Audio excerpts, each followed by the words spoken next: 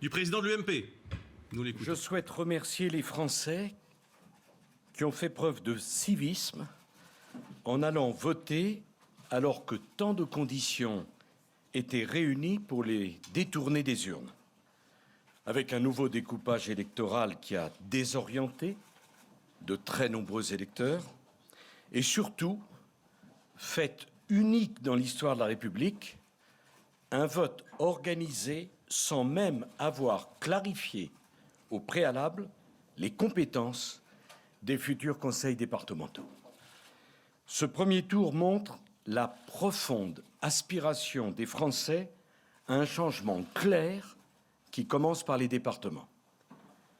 Si nos compatriotes se sont massivement détournés de la gauche, c'est parce qu'ils ont le sentiment que depuis 3 ans, on ne cesse de leur mentir sur le chômage, sur les impôts, sur les charges, sur la sécurité, sur l'éducation nationale et sur tant d'autres sujets.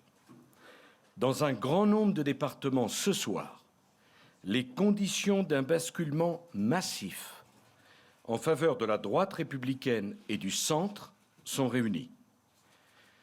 J'appelle tous les Français qui veulent ce changement à se mobiliser pour le second tour afin de conforter la dynamique enregistrée ce soir. Je veux dire à tous ceux qui ont fait le choix de voter pour le Front National que nous entendons leur exaspération, mais que ce parti, qui a le même programme économique que l'extrême gauche, qui s'est félicité de l'élection du nouveau gouvernement grec d'extrême gauche, n'apportera aucune réponse aux difficultés des Français. Au contraire, il les aggravera. Je confirme qu'il n'y aura aucun accord local ou national avec les dirigeants de ce parti. Voter dimanche prochain pour les candidats de la droite républicaine et du centre est donc la seule façon de préparer l'alternance.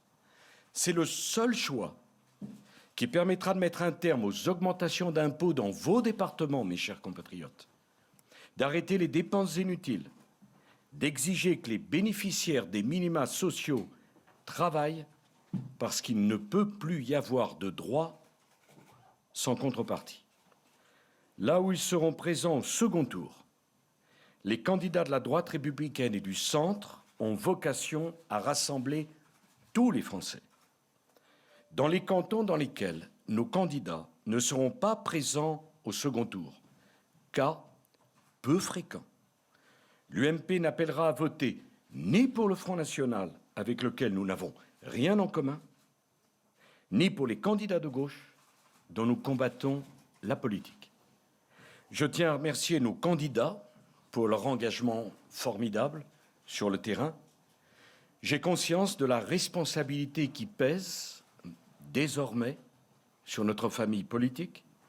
Il nous faut entendre le désarroi de nos compatriotes et y apporter des réponses claires, précises et rapides.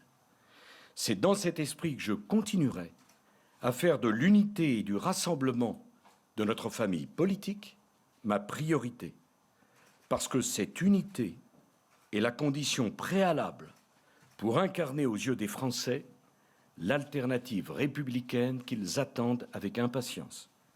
L'UMP, tous ses dirigeants sans exception, tous ses membres, vont consacrer toute leur énergie à renforcer la mobilisation pour le deuxième tour de dimanche prochain. Mes chers compatriotes, l'alternance est en marche, rien ne l'arrêtera. Je vous remercie.